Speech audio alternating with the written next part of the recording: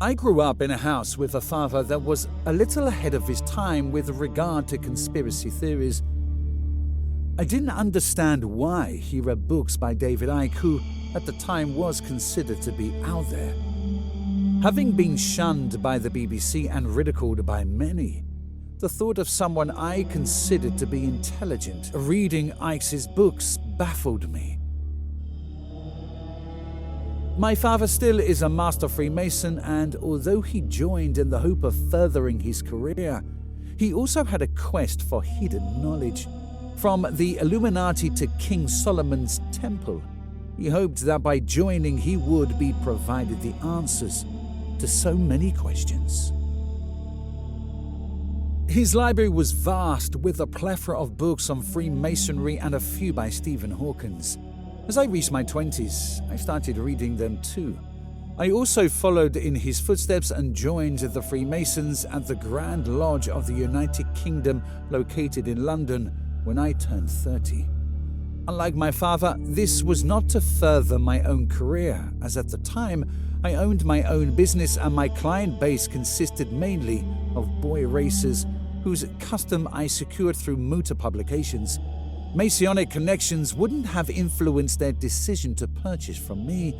My only reason for joining was to find out what my father knew, and hopefully a lot more, by progressing through the ranks as quickly as possible. My aim was to ultimately join a very specific chapter, the Knights Templar.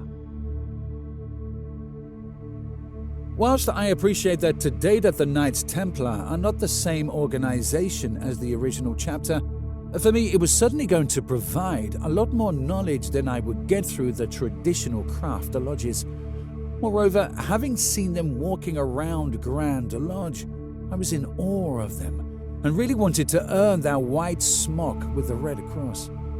I learned quite a lot over the years I attended, but many of the meetings turned into the members mainly serving police officers in London, helping each other rise through the ranks in the force. I personally witnessed individuals rise to positions of great power by recruiting their superiors into Freemasonry. With just 2 years to go before I became the worshipful master, I decided to leave. I returned a few years later for a brief spell, simply because my youngest son, who had also started reading my father's books, had been desperate to join from a young age.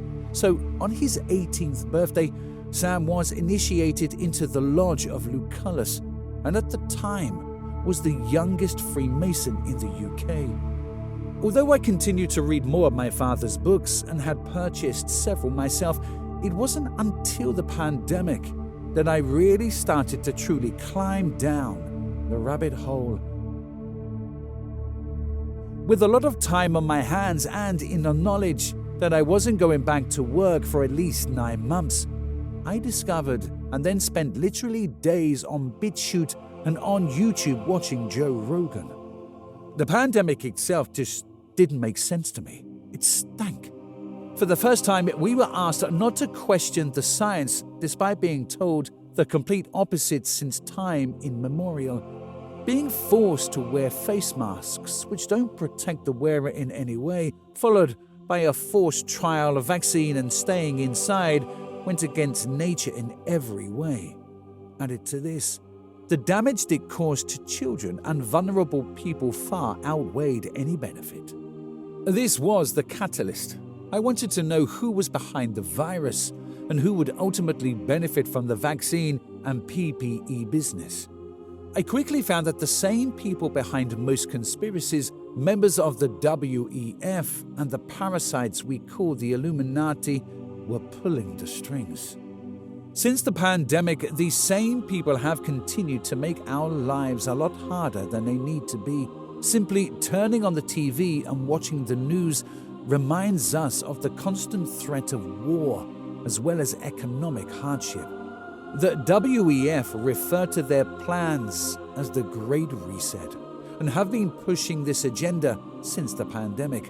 However, with a little bit of digging, it doesn't take long before you realize that this isn't the first time this planet will experience a reset.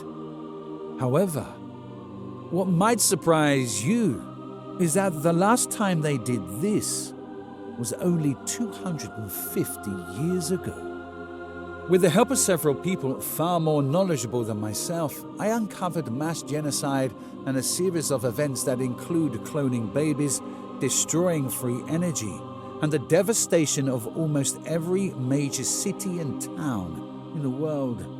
From the comet of 1811 until the end of World War II, millions of people have been killed simply because they refused to comply to the New World Order. Therefore, it will come as no surprise that the late 1800s saw the mass eruption of asylums, prisons, and orphanages to house these nonconformists and their children.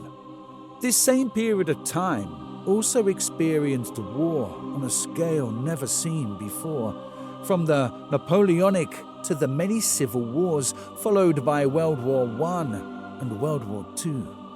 It seems as though anyone that wasn't required to play a role in this new world was sent away to kill each other, while the other people in charge sat back and watched.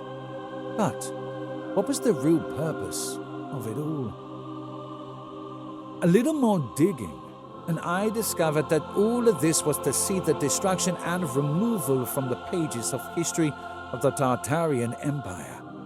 The more I looked into this reset, the more I would often see the names Max Igan and John Levi appear. I then started to search offline too, and to my surprise, found several books on eBay and in second-hand bookshops that actually mentioned a place called Tartaria.